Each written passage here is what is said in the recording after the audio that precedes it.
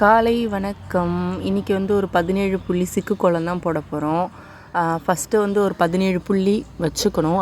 இது எல்லாமே நேர்புள்ளி தான். ஒன்று விட்டு ஒன்று புள்ளி நேர்புள்ளி தான். ஃபஸ்ட்டு ஒரு விட்டு ஒரு புள்ளி வைக்கிறதுக்கு 2 வரிசையில் ஃபஸ்ட்டு வச்சுக்கணும். அதுக்கப்புறம் எப்பயும் போல் ஒரு புள்ளியை வச்சு எண்டில் 1ல் நிப்பாட்டணும். 5 புள்ளியோடு வச்சு 1ல் நிப்பாட்டணும். 1ல் நிப்பாட்டிட்டு ஸ்டார்ட் பண்ண வேண்டியது தான். ஃபஸ்ட்டு இந்த ஒரு சைடில் பாக்ஸாக ஃபஸ்ட்டு ஒரு 4 பாக்ஸில் நிப்பாட்டிட்டு அதுக்கப்புறம் கொஞ்சம் கொஞ்சமாக 4 சைடுமே போட்டுக்க வேண்டியது தான். கொஞ்சம் கொஞ்சமாக போடுவோமா? எனக்கே கொஞ்சம் கன்ஃபியூஸ் ஆச்சு. அதனால் நாளே போட்டு பார்த்துட்டு போடுங்க.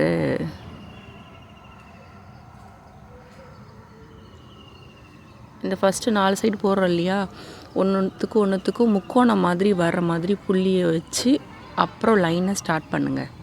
அப்போ தான் கொஞ்சம் கரெக்டாக வரும்.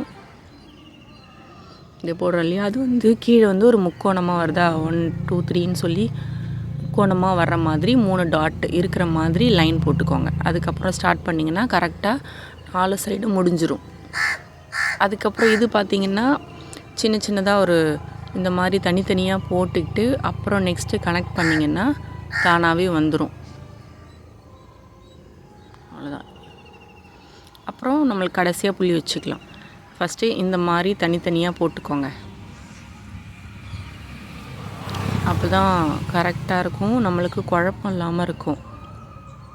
போட்டுட்டு நெக்ஸ்ட் இது ஜாயின் பண்ணிக்க வேண்டியதான். தனித்தனியாக பண்ணிவிட்டு இதோட அதை ஜாயின் பண்ணிக்கணும்.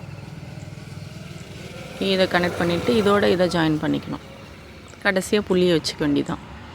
அதுபோல் 4 சைடுக்குமே போட்டுக்கணும். ஒரு வாட்டி போட்டு பார்த்துட்டா நல்லா வரும். ஆனால் நான் போட்டு பார்க்கல, கொஞ்சம் குழப்பமாயிடுச்சு. ஆனால் பரவாயில்ல, வந்துடுச்சு ஓரளவுக்கு.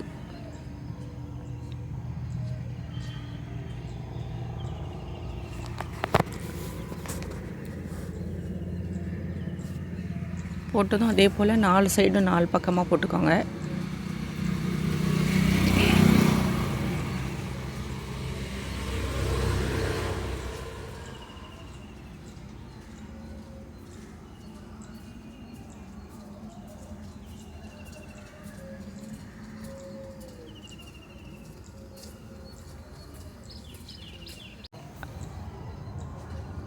நாலு மூலைக்கும் தனித்தனியாக போட்டுட்டு எல்லாத்தையுமே ஜாயின் பண்ணால் ஈஸியாக வந்துடும்.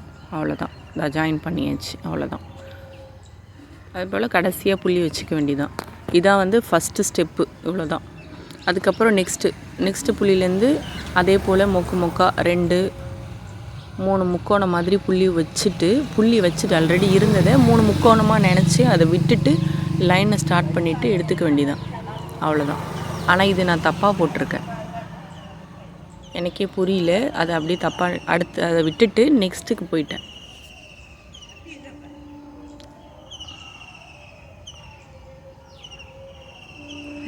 அந்த நடுப்புள்ளிலேருந்து இழுக்கணும்.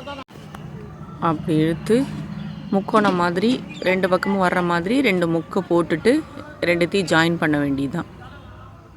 பண்ணியாச்சு. அதே போல் இந்த சைடும் முக்கோணம் மாதிரி 3 புள்ளி கீழே நிற்கிதா, 1 2 3 புள்ளி ஜாயின் பண்ணிட்டு முக்கா இப்படி 2 பாக்ஸ் போட்டுட்டு அந்த பக்கம் 3 முக்கோணமாக, அதே போல் இந்த பக்கமும் போட்டுக்கிறேன். போட்டு 3 புள்ளி நிற்கிதா, அந்த 3 புள்ளி வெளிப்பக்கமாக நிப்பாட்டு ஜாயின் பண்ண வேண்டியதான். இதை நான் சரி பண்ணி நெக்ஸ்ட்டு போட்டுக்கிட்டேன். அதே போல் வெளியில் போட்டோம் இல்லையா, அதே மாதிரி உள்ளாரையும் தனித்தனியாக போட்டுக்கிட்டு 4 மூலையும் ஜாயின் பண்ணிக்கிட்டேன். இது மிடில் இருக்கிற புள்ளியை வச்சு நெக்ஸ்ட்டு இழுக்க வேண்டியதுதான். ஃபஸ்ட்டு இந்த பாக்ஸ் மாதிரி இருக்குல்ல, அதை போட்டுக்கோங்க.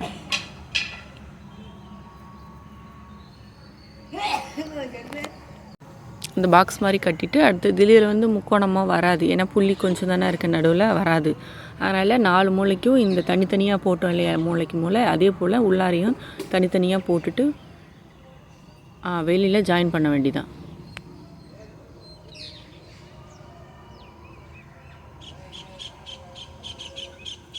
நாலு சைடுமே போட்டுக்கோங்க. அதே மாதிரி இந்த மாதிரி தனித்தனியாக போட்டால் குழப்பம் இல்லாமல் இருக்கும். அவ்வளோதான். இப்போ எல்லாத்தையும் ஜாயின் பண்ண வேண்டியதான். இந்த லைன் அதோட சின்ன சின்னதாக மொக்கு நம்மளாவே நமக்கு கை தானாகவே வந்துடும். அதை பார்த்ததுமே அப்படியே போட வேண்டியதுதான். தனித்தனியாக போட்டால் கன்ஃபியூஸ் ஆகாமல் இருக்கும்.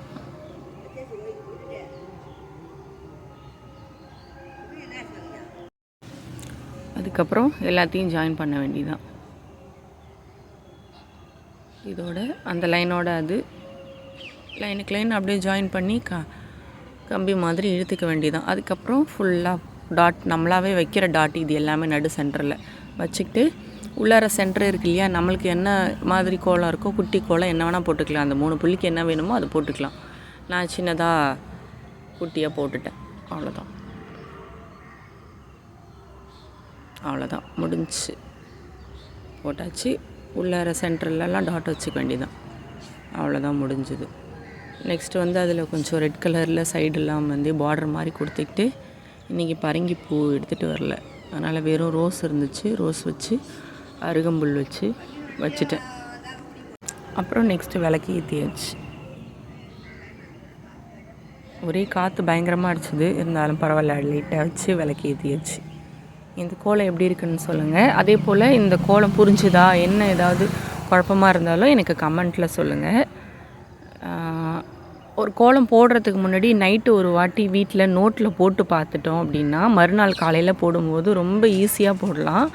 நல்ல ஹெல்ப்ஃபுல்லாக இருக்கும். குழப்பம் இல்லாமல் சீக்கிரமாகவே போட்டுட்டு வந்துடலாம். இந்த கோலம் வந்து நான் ஒரு 4:45 போட ஆரம்பித்து 5:15 எல்லாமே முடிஞ்சிடுச்சு.